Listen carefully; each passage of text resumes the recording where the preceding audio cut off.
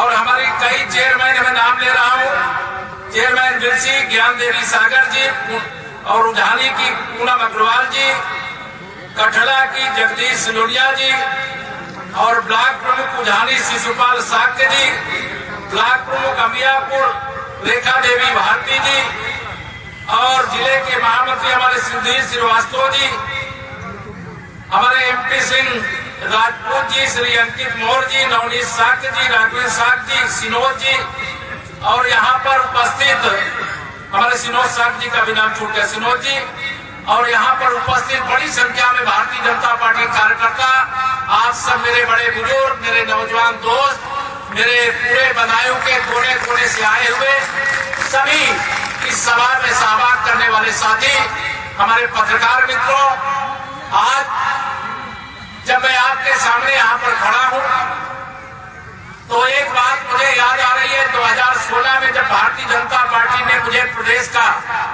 अध्यक्ष बनाया था, उस समय हम लोगों ने कहा था कि गुंडागर्दी नहीं रहेगी, अमन चैन का शासन होगा, जेल के अंदर माफिया होंगे, इतना सख्त प्रशासन होगा। उस वादे को हमने पूरा किया कि नहीं पूरा किया है? दोनों हाथ उठा के बताओ, पूरा किया कि नहीं किया है? कोई आज गुंडाई कर रहा है क्या? कानून व्यवस्था चुस्त दुरुस्त है कि नहीं? अब किसी के जमीन पर, किसी के मकान पर, किसी के प्लाट पर कोई समाजवादी पार्टी का झंडा लगा करके कब्जा करने का साहस कर सकता है क्या?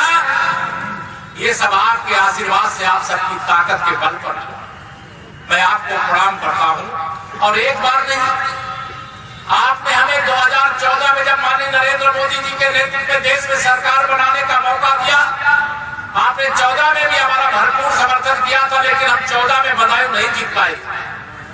लेकिन 2017 में आपने 2014 में जो कमी रही विधानसभा में उसको पूरा कर दिया।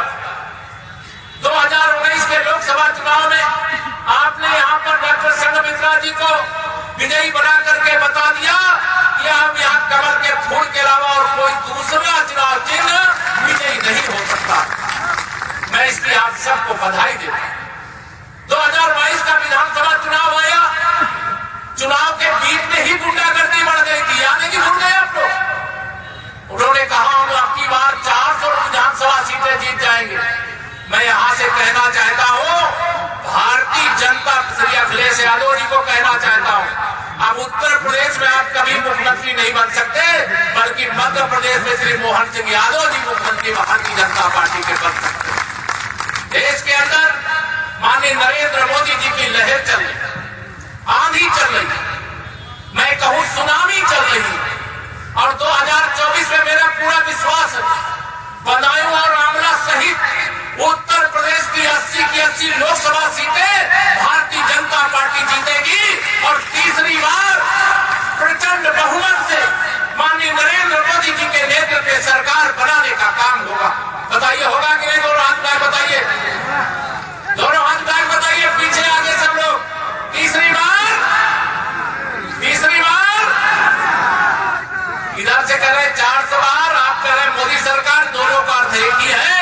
लेकिन देश उत्तर प्रदेश में 80 की 80 और देश में 400 बार और तीसरी बार प्रचंड बहुमत की, गरीबों का हित करने वाली, किसानों का हित रखने वाली, युवाओं का उज्जवल भविष्य बनाने वाली, महिलाओं का सशक्तिकरण करने वाली तीसरी बार प्रचंड बहुमत की मोदी सरकार बनाने का संकल्प लेकर के यहाँ से जाइएगा मेरे भाई बहन। यह 2024 का चुनाव, ये ध्यान में रखना सब लोग।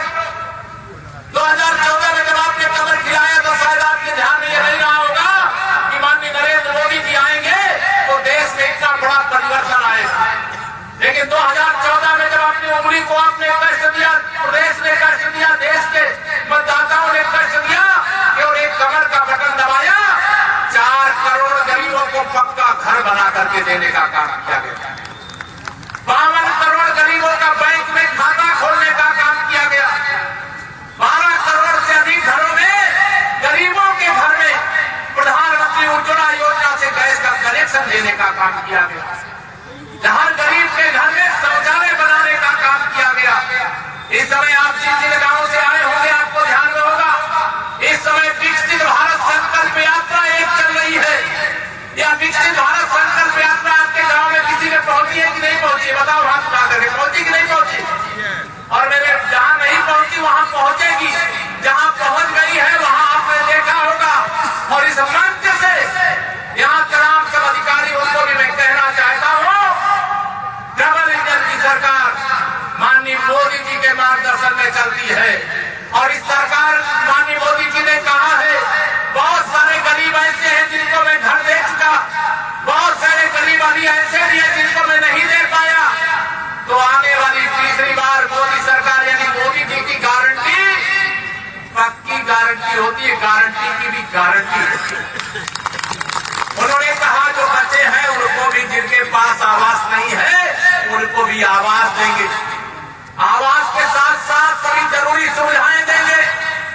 अब गरीब आदमी इस बात की चिंता न करे कि गरीबों का भविष्य अंधकार में है। अब जिन्होंने गरीबों को लूटा है उनका भविष्य अंधकार में है, जिन्होंने किसानों को लूटा है उनका भविष्य अंधकार में है।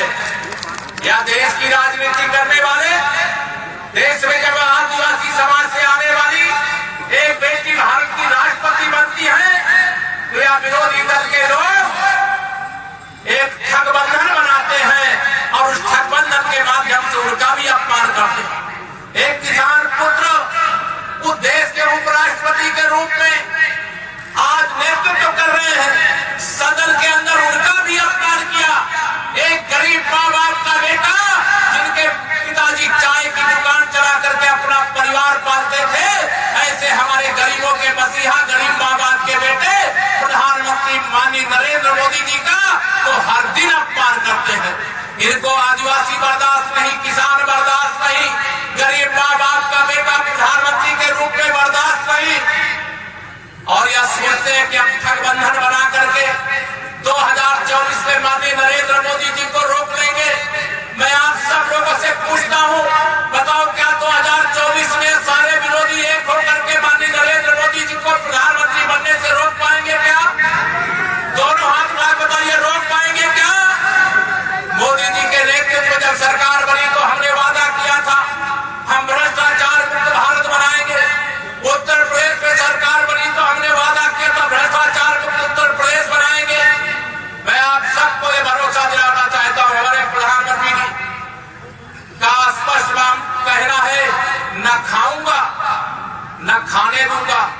और जिसने भी मेरे गरीबों को, मेरे किसानों को, मेरे नौजवानों के भविष्य को, मेरे बुजुर्गों के सम्मान को विकास की योजनाओं में लूटा है, जब तक एक एक पाई वसूल करके गरीब की भलाई में नहीं लगा दूंगा, चैन से नहीं बैठूंगा। यह मेरे मोदी जी का संकल्प। बताइए संकल्प सही है कि नहीं सही है? ये विरोधी लोग कहते हैं नोट क्यों बंद कर दिया। अब मोदी जी कहते तुमने बेईमानी करके नोट क्यों इकट्ठा किया। अब इनके यहाँ छापा पड़ता है तो ये कहते हैं कि हमारे यहाँ छापा क्यों डाला जा रहा है। जब छापा पड़ता है तो एक एक घर से इतनी नोट की गड्डियां, इतनी सोने की सिल्लियां, इतनी चांदी की सिल्लियां, इतने बड़े बड़े कीमती भूखंडों के दस्तावेज मिल रहे हैं। तो छापा पड़ना चाहिए कि नहीं पड़ना चाहिए? पढ़ना चाहिए। कुछ लोग हाथ उठा रहे हैं, सब लोगों को छापा पड़ना चाहिए कि नहीं पड़ना चाहिए? बेईमानों से पाई पाई वसूल करके गरीब की और देश की भलाई में लगाना चाहिए कि नहीं लगाना चाहिए? आप सब भरोसा रखो, आज अगर देश के अंदर 80 करोड़ गरीबों को कोई भूखा ना रहे, 3 साल से अधिक समय से फ्री में राशन मिल रहा है। मिल रहा है कि नहीं मिल रहा? नहीं मिल रहा क्या? हाथ नहीं उठा रहे सब लोग। मिल रहा है ना? किसी गरीब को अन्न मिल रहा है। अभी मोदी जी ने घोषणा कर दिया है कि आने वाले 5 वर्ष तक ये गरीब प्रधानमंत्री गरीब कल्याण अन्न योजना जारी रहेगी। अब ये भीमान लोग परेशान हैं कि अगर गरीब भूख से नहीं मरेगा, गरीब अगर उसके पास झोपड़ी में रहता, कच्चे घर में रहता, तो मोदी जी अगर उसको पक्का घर बना के दे देंगे, जो अमीर के पास सुविधा वो गरीब के पास भी उपलब्ध हो जाएगी, तो उनका क्या होगा? तो उनका एक ही काम होना है, 2024 में विरोधी चाहे अलग अलग लड़े, चाहे एक साथ मिल करके लड़े, उनकी जमानत जब्त कराने का काम आपको करना है या संकल्प लेकर के यहां से जाने का काम करना। 2024 का चुनाव जीता तो देश 100 साल आगे बढ़ेगा। कितने साल? 100 साल आगे बढ़ेगा। अगर माननीय नरेंद्र मोदी जी के नेतृत्व में देश में सरकार नहीं बनी होती तो क्या धारा 370 जम्मू कश्मीर से हटती क्या? दोनों हाथ उठा बताओ, हटती क्या? अब जब हट गई तो इन कांग्रेसियों ने, इन सपाइयों ने, बसपाइयों ने मिलकर के सुप्रीम कोर्ट में मुकदमा कर दिया कि हम धारा 370 ये फिर लाना चाहते थे। लेकिन मैं सर्वोच्च न्यायालय के आदेश का स्वागत करता हूं। देश की सरकार ने जो फैसला किया उस फैसले पर मोहर लगाई। अब 370 कभी वापस नहीं आएगी और जैसे बदायूं में तिरंगा फहराता है वैसे जम्मू कश्मीर के भी हर घर में तिरंगा फहराने का काम हो रहा है। अच्छा है कि नहीं? खुश हो कि नहीं खुश हो? अब अयोध्या में भगवान श्री राम की जन्मभूमि पर भव्य मंदिर का निर्माण हो। मैं दावे से कहता हूं पूरे देश के अंदर नहीं, पूरी दुनिया के अंदर कोई भी ऐसा मंदिर, कोई भी ऐसा धार्मिक स्थल नहीं बना होगा जिसमें पूरे देश के लोगों का योगदान हो। किसी ने ₹1.25 दिया होगा, किसी ने ₹1.25 दिया होगा। इसलिए श्री राम जन्मभूमि पर बनने वाला मंदिर किसी व्यक्ति का नहीं, पूरे राष्ट्र का है। वह राम मंदिर राष्ट्र मंदिर है। यह भरोसे के साथ वो गर्व की बात है, ये राष्ट्रीय एकता का प्रतीक है। आज मुझे इस बात का गर्व है मेरे भाई बहनों, 2014 से आपने कमर खिलाया। आप बताइए देश कमर की तरफ खिल रहा है कि नहीं खिल रहा? खिल रहा है कि नहीं? दोनों हाथ में बताओ, खिल रहा है कि नहीं खिल रहा? अगर 60 साल ये विरोधियों ने, कांग्रेसियों ने, सपा बसपा के लोगों ने जिस ईमानदारी से काम भारतीय जनता पार्टी की डबल इंजन सरकार कर रही है, इस ईमानदारी के साथ ये काम किए होते तो बताइए बदायूं में कोई समस्या बचती क्या? बचती क्या? आज उत्तर प्रदेश भी बदल रहा है। माननीय मोदी जी के निर्देश पर हमने उत्तर प्रदेश में मोदी मॉडल लागू किया है, गुजरात मॉडल लागू किया है। उसके कारण विकास की गंगा बह रही है। मैं 2016 में भी बदायूं आया था। क्या हाल था सड़कों का? बदहाल सड़कें थी, बिजली का कहीं अता पता नहीं रहता था। 2014 के बाद और 17 में जब हमारी डबल इंजन की सरकार बन गई, यहाँ पर बैठे होंगे बहुत सारे किसान भाई। बताइए पहले बिजली कितने घंटे मिलती थी? याद है कि भूल गए? कितने घंटे मिलती थी? बदायूं में पूरा आती थी क्या? 4 घंटे मिलती थी। लेकिन आप कितना मिलती है? अब आप समझ लीजिए अंतर। सपा बसपा की सरकार में बिजली आती नहीं थी और भाजपा की सरकार में बिजली जाती थी। ये फर्क है। सपा बसपा की सरकार जब उत्तर प्रदेश में थी तो मेरे किसानों को बिजली का बिल देना पड़ता था, बिजली देना पड़ता था। ये नलकूप लगाए नहीं लगाए? जो मेरे किसान नलकूप लगाए हैं उन किसानों को खुशखबरी देना चाहता हूं। 1 अप्रैल 2023 से जिन किसानों ने सिंचाई के लिए ट्यूबवेल लगाया है, बिजली के कनेक्शन से बिजली का कनेक्शन लेकर चला रहे हैं, उनके बिजली के बिल की अदायगी अब सरकारी खजाने से किया जाए, क्या मोदी की गारंटी है? मेरे यहाँ जनपद के अंदर मैं अभी डेटा देख रहा था, आपके केवल बदायूं जिले के अंदर जो हमारे उज्ज्वला योजना से कनेक्शन मिले हैं वो 358 घरों को मिले। कितने?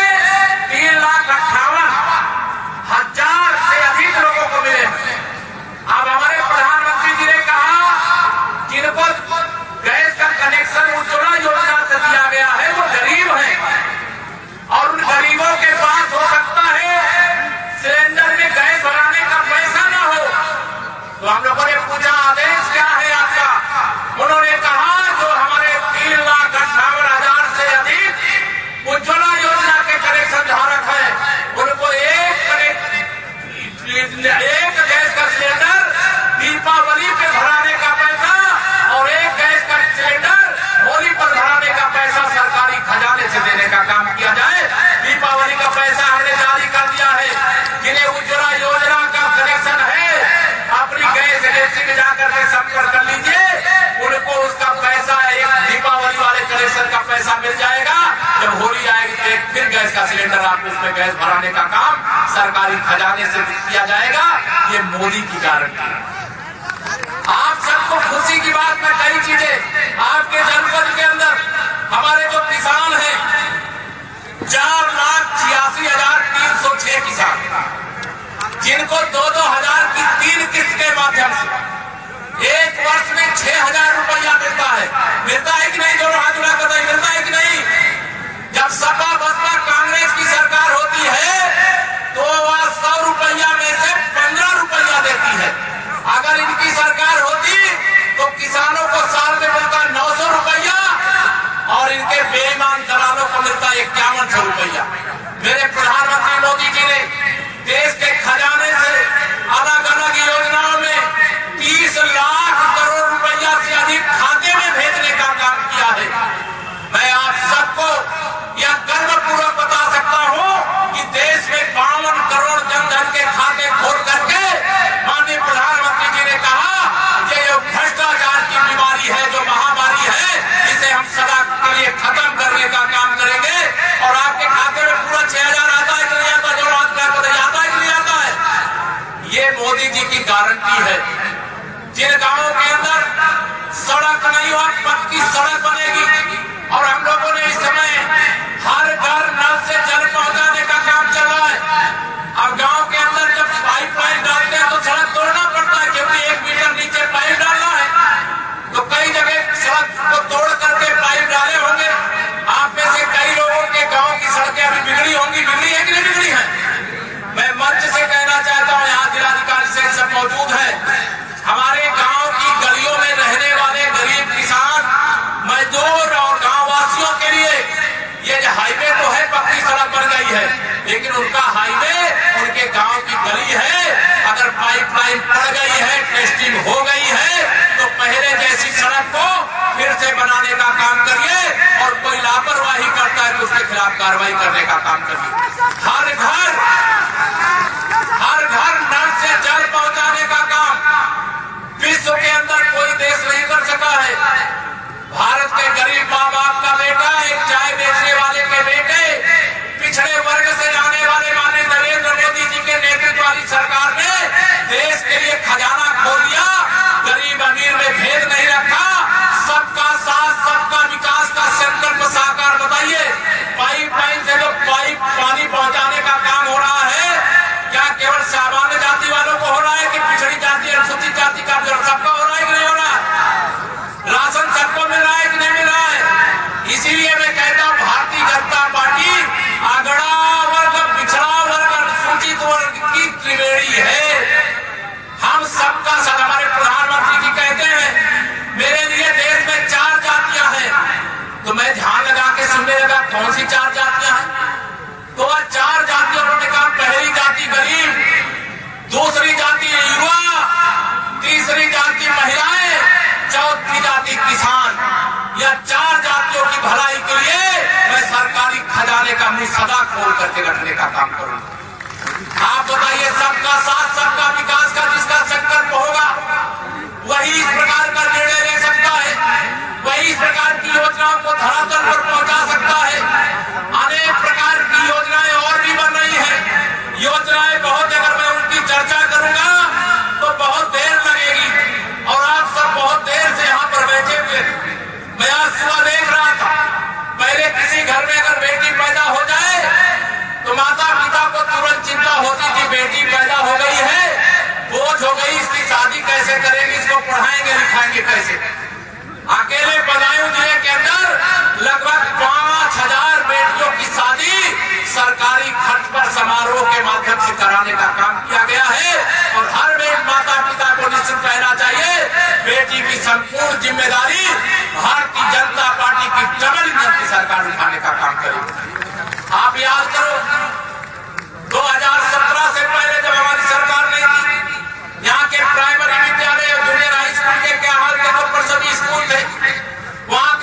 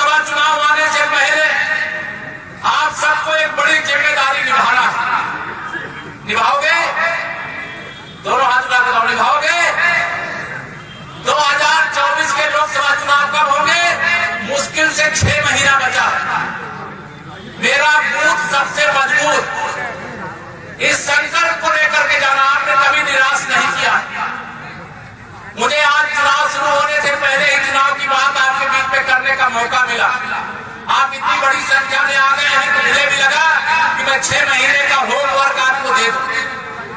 2014 में, 2017 में, 2019 में, 2022 में जितना वोट आपके बूथ में भारतीय जनता पार्टी को मिला है, उससे दुगना वोट दिलाने का संकल्प लेकर के जाइए। जाओगे, करोगे? और मैं एक नारा लगा देता हूं आप सबके भरोसे, 100 में 60 हमारा है, 40% में बंटवारा है और बंटवारे में भी हमारा है, क्योंकि हमने सबका साथ सबका विकास किया है। इसलिए मेरे मोदी जी को तीसरी बार देश का प्रधानमंत्री बनाने के लिए समर्थन मिलना चाहिए कि नहीं मिलना चाहिए, बताओ? तो इसके लिए मेहनत करोगे? आपने कभी भारत के बहुत प्रधानमंत्री हुए, लेकिन माननीय नरेंद्र मोदी जी के पीछे पूरी दुनिया खड़ी रहती है कि नहीं खड़ी रहती है? भारत ऐसा देश है, अमेरिका, रूस, चीन, जापान जहां नहीं पहुंच सका, उस चंद्रमा पर भी तिरंगा फहराने का काम भारत के वैज्ञानिकों ने कर दिया। कोरोना की महामारी आई, पहले दुनिया से हमें टीका मांगना पड़ता था कि हमको टीका वैक्सीन दे दो, लेकिन आत्मनिर्भर भारत, शक्तिशाली भारत, सामर्थ्यवान भारत, गरीब कल्याण को समर्पित भारत, महिला सशक्तिकरण के लिए काम करने वाला भारत आज किसी भी क्षेत्र में पीछे नहीं है। स्वदेशी वैक्सीन बना करके देने का काम केवल भारत का। आप बताओ, आप लोग वैक्सीन लगवाए हो कि नहीं लगवाए? दोनों हाथ में तो लगवाए हो। अच्छा, किसी को पैसा देना पड़ा क्या? बताओ, किसी को पैसा देना पड़ा क्या? नहीं देना पड़ा। क्यों नहीं देना पड़ा? मेरे प्रधानमंत्री जी ने कहा क्योंकि वो गरीब का दर्द जानते हैं, और गरीब के बारे में कहते जाके पैर में फटी बेवाई, वह क्या जाने पीर पर आई। तो प्रधानमंत्री जी ने कहा अगर मैं फ्री में वैक्सीन नहीं लगवाऊंगा तो अमीर आदमी तो वैक्सीन लगा के बच जाएगा, लेकिन मेरा गरीब कोरोना की महामारी में मर जाएगा। इसलिए उन्होंने देश के 220 करोड़ लोगों को फ्री में वैक्सीन लगाने का काम किया। किया है कि नहीं किया, बताओ? या मोदी है तो मुमकिन है, मोदी है तो भरोसा है, बाकी तो सब धोखा है कि नहीं धोखा, बताओ? इसलिए मैं आप सब लोगों से आज यहां पर कहूंगा, घर घर में खुशहाली हो, घर घर में खुशहाली हो, बस इतना फर्ज निभा देना, बाकी सब मोदी कर लेंगे, तुम कमर का बटन दबा देना, ठीक है? बाकी सब मोदी कर लेंगे, तुम कमर का बटन दबा देना, लोगों से दबवा देना। अपनी उंगली को एक बार कस दोगे तो 100 साल का मार्ग प्रशस्त हो जाएगा। भारत 100 साल आगे बढ़ जाएगा, भारत विश्व गुरु बन जाएगा। आज मुझे हरीश साहब जी कह रहे हैं, मैंने कहा तुरंत आ गए। सच बात यह है, इन्होंने सही बात नहीं बताई। आज आना मेरा बहुत मुश्किल था, लेकिन इन्होंने कहा नहीं, आना ही पड़ेगा। मैंने कहा हरीश जी कह रहे हैं, अगर बात नहीं मानूंगा, और साथ में महेश जी को भी लेकर के गए थे और कई लोगों को लेकर के गए थे, तो मैंने कहा अगर इनकी बात नहीं मानूंगा तो ये फिर कहेंगे देखिए मैंने कहा आए नहीं थे। और आज यहाँ महान सम्राट अशोक जी की यहाँ मूर्ति लगी हुई, उसके अनावरण का भी कार्यक्रम है ना, मालूम है कि नहीं मालूम है? तो उसके लिए भी मुझे कहे थे। तो जो सम्राट अशोक महान के समय भारत की सीमाएं कहां तक थी मालूम है ना? ईरान भी हमारा था, पाकिस्तान भी हमारा था, अफगानिस्तान भी हमारा था। बृहत्तर भारत, बहुत विशाल भारत था। तब उस समय तक्षशिला और नालंदा, तक्षशिला किस समय पाकिस्तान की ओर में चला गया बंटवारे में। जो आज का बांग्लादेश है वह भी हमारा था। कहते हिमालय पर्वत से लेकर के समुद्र के तट तक, उत्तर से लेकर के दक्षिण तक, पूरब से लेकर के पश्चिम तक जिन सम्राट अशोक का शासन था, उस वंश के जो हमारे वंशज आए हैं, हम एक जाति के लोग नहीं है, वह ऐसे महान शासक थे कि उस सम्राट चंद्रगुप्त मौर्य से लेकर के 10 राजा हुए उस वंश के, और 136 साल तक शासन किया। और 136 साल के शासन में बहुत लंबी कथा है, उसको आप सब जानते होंगे। लेकिन जो काम माननीय प्रधानमंत्री जो हमारे महान सम्राट अशोक जी के समय हुआ, आज हमारे प्रधानमंत्री जी भी अगर विश्व के सबसे बड़े मंच पर संयुक्त राष्ट्र संघ में भी खड़े होते हैं तो वहां गर्व से छाती ठोक करके कहते हैं कि हमने दुनिया को भगवान बुद्ध युद्ध दिया है, हमने दुनिया को युद्ध नहीं दिया है। यह कहने का साहस रखने वाला भारत के प्रधानमंत्री माननीय नरेंद्र मोदी जी, आज जो बुद्धा सर्किट है उसका निर्माण हो रहा है, राम सर्किट, कृष्ण सर्किट क्या भी हो रहा है, लेकिन बुद्धा सर्किट के विकास के लिए भी हमारी सरकार समर्पित है।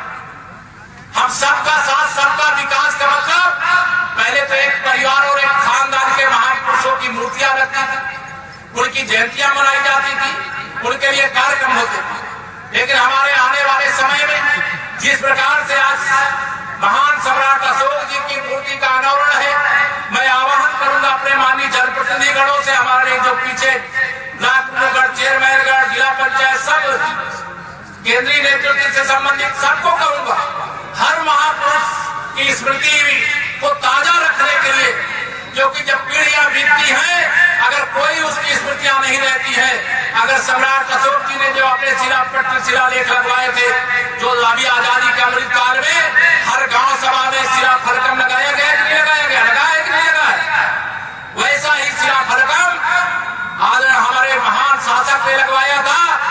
और अभी आप सब देखते होंगे, जब नए संसद भवन में जाते होंगे तो संसद भवन के उद्घाटन से पहले जो सम्राट अशोक की जो लाट है, उसको संसद भवन के शिखर पर लोकार्पित करने का काम माननीय नरेंद्र मोदी जी ने किया। ऐसे तमाम काम हुए जिसका मैं वर्णन नहीं करना चाहता, आप सब जानते हैं।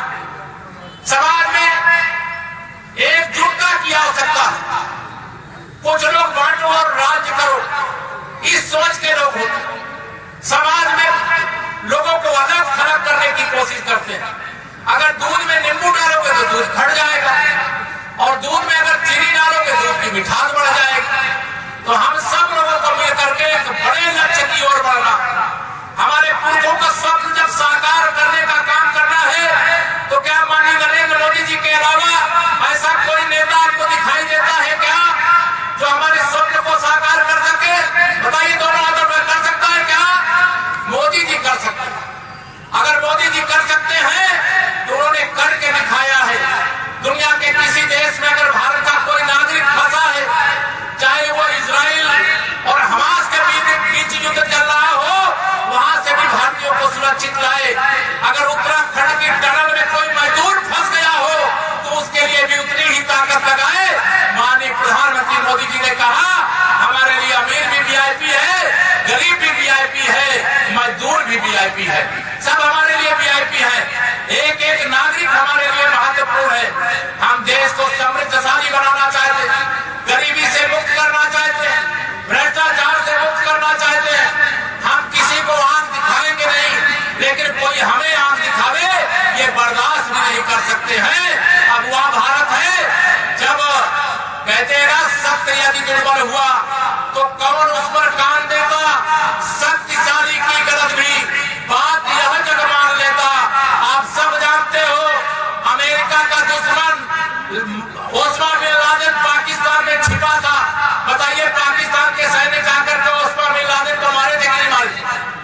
बताइए, याद है कि नहीं याद है? दोनों हाथ मिला बताइए, याद है कि नहीं?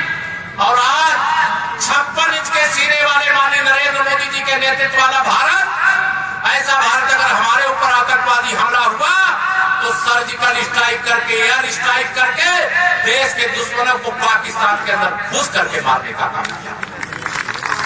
पहले की सरकारें मुस्लिम तुष्टीकरण की घटिया घिनौनी राजनीति करने के कारण आतंकवादियों से भी के ऊपर लिखे मुकदमे वापस ले लेते थे, आतंकवादियों पर सेना को गोली चलाने की छूट भी नहीं देते थे। जब मेरे प्रधानमंत्री जी के हाथों में बागडोर आई, आप सबका आशीर्वाद मिला, जब उनको जानकारी मिली कि अगर उधर से गोली चले तो दिल्ली से पूछ करके उन पर गोली चलाओ, मोदी जी ने कहा अब मोदी की सरकार है, और मोदी की सरकार में अगर उधर से गोली चले तो दिल्ली से पूछने की आवश्यकता नहीं, बल्कि गोली का जवाब गोला से देने की जरूरत है। ये अंतर होता है। मैं आप सब यहाँ पर आए हैं, मैं आप सबको बहुत बहुत प्रणाम करके, यहाँ कुछ अधिकारी होंगे, आज मैंने अखबार में पढ़ा प्रधानमंत्री आवास योजना में कोई तकनीकी सहायक, कुछ आवास के मामले में से रिश्वत का एक वीडियो संचालित, तो मैं खुले मंच से कह रहा हूं, भ्रष्टाचार बर्दाश्त नहीं करेंगे। जो दोषी है उसकी जांच करके बिना देरी कठोर से कठोर कार्रवाई करिए। हम प्रधानमंत्री आवास सहित कोई भी गरीब कल्याण की योजनाओं में कोई भी लीकेज स्वीकार नहीं कर सकते। अगर कोई गड़बड़ करेगा तो उसको बख्शा नहीं जाएगा। या मैं खुले मंच से इसलिए ऐलान कर रहा हूं क्योंकि हमारे पास बदायूं के बहुत लोग प्रधानमंत्री आवास योजना के लिए आते हैं, कहते हैं हमें आवास नहीं मिला। मैं आप सबको ये बताना चाहता हूं, अभी पिछले दिनों यहाँ कुछ तकनीकी खराबी के कारण से आवास योजना का लाभ बदायूं को मिलना बंद हो गया।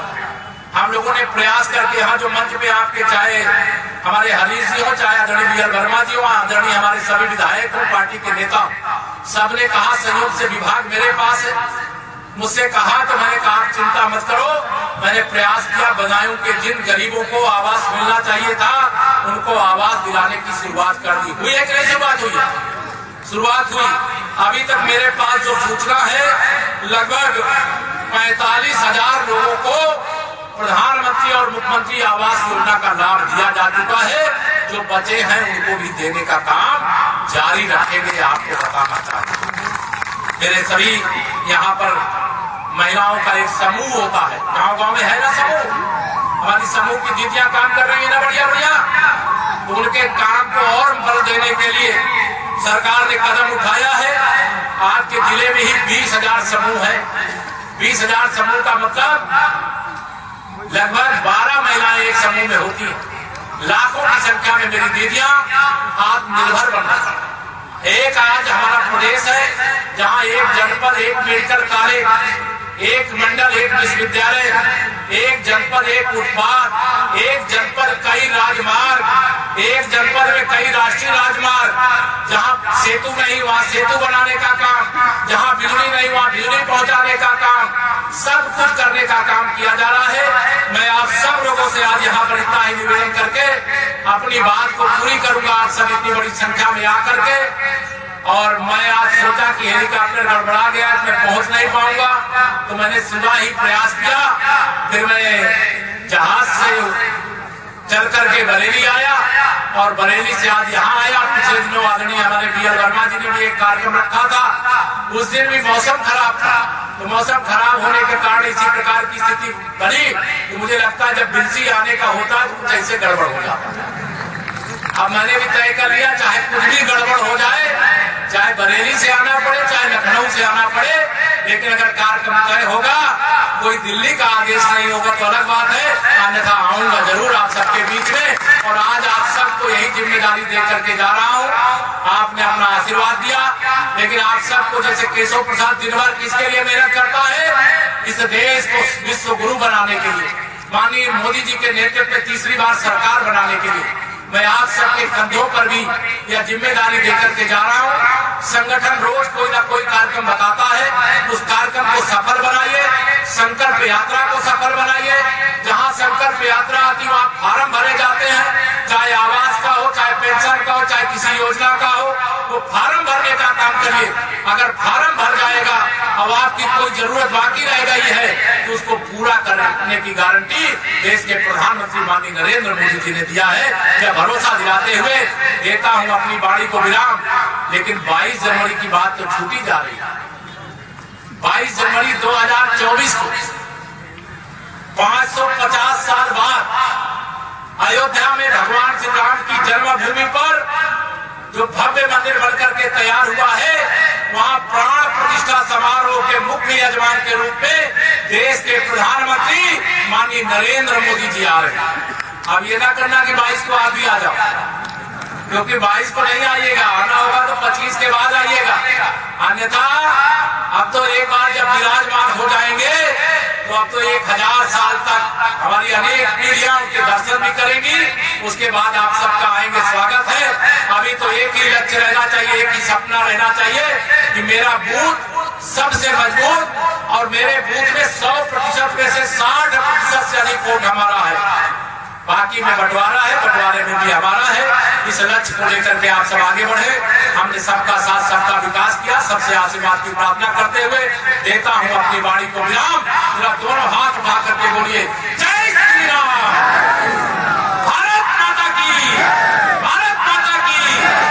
सबका बहुत हृदय से धन्यवाद।